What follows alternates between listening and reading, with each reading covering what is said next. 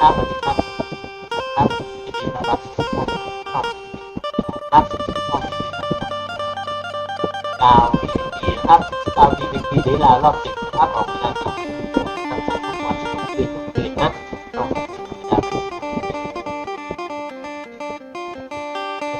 ครับขอขอบคุณมากที่ทุกท่านนะครับครับเลยนะครับ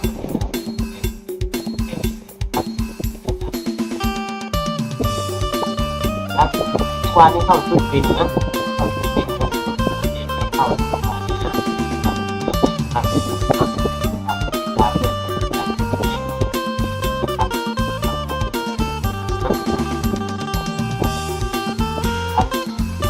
7 กับ 8นะครับตามนี้ครับ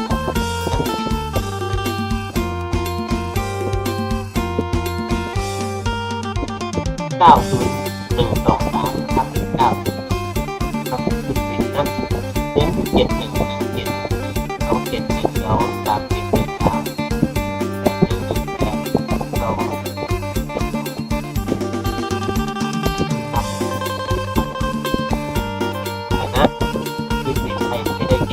ก็จะมองข้ามชุดบินนะครับเข้าบ่อยนะ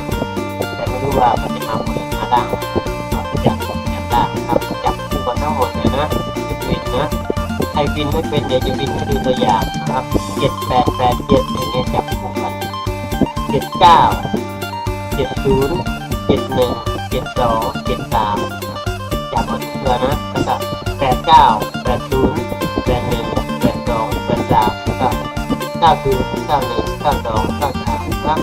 01 02 03ครับ12 13ครับ23ครับใครคิดว่ามันจะมาเบิ้ลก็เอาเบิ้ลทั้งหมดที่นี่77 88 99 11 22 23ครับเราจับคู่ทุกตัวแล้วในนี้แล้วเราก็หาเด็กมามันจะมา7ขึ้นมา8นี้แล้วถ้าไม่มั่นใจก็เอาทั้ง7ทั้ง8ครับ79 70 71 72 23 89 80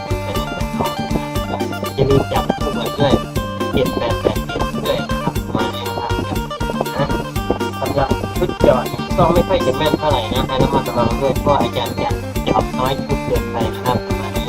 711 722 723 37นะครับในกรอบด้วยชุดเกินกันไปเล็กๆน้อยๆนะครับ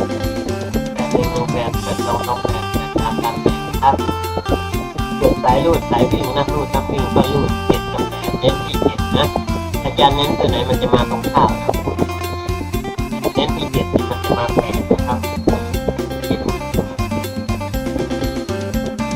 ไม่ขายแขนก็ไม่รู้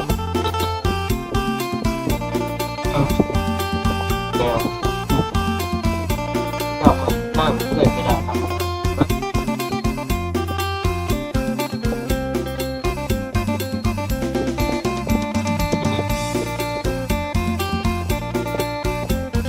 เวลาเขาบอกว่าถ้าเกิด